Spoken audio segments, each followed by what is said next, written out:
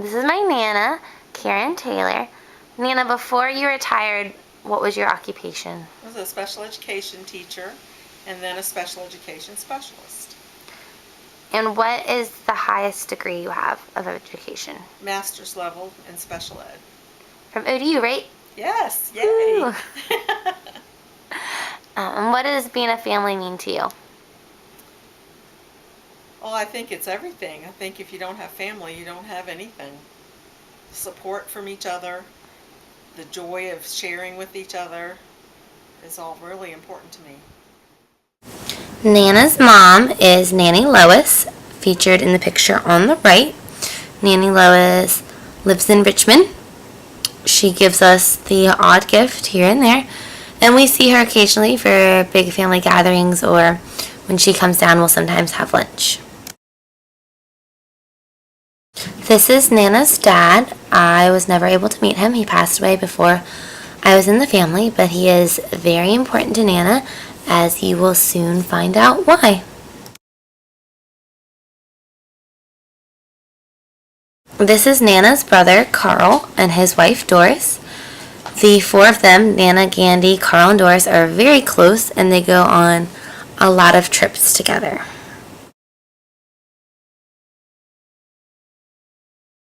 Carl and Doris's daughter is named Jamie.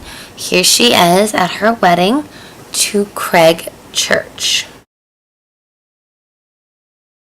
Carl and Doris's son, Jamie's brother, is Jason Porter.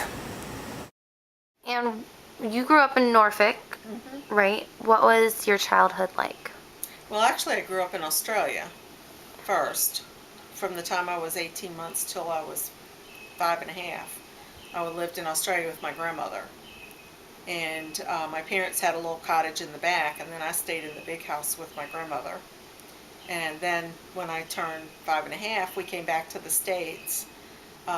We lived in Ocean View, right across the street from Ocean View School, and I went to school there, but it was only first grade and half days. We didn't have kindergarten.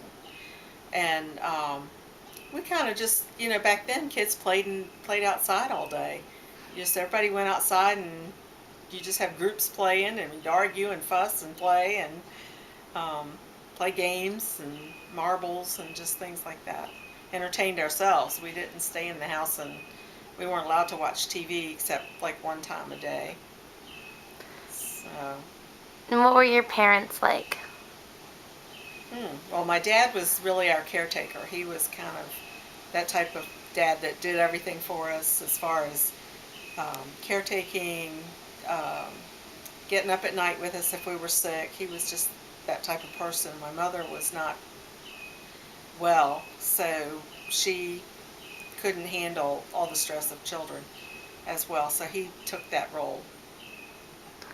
And can you talk about the custody situation once your parents got divorced?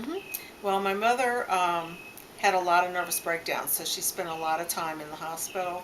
And then when she finally came home, she decided that she wanted to live away from us. So from the time I was 12, she would go and live like with a neighbor, or she would go across the street and stay with her friend. Then she would come back home for a while, then she would go again.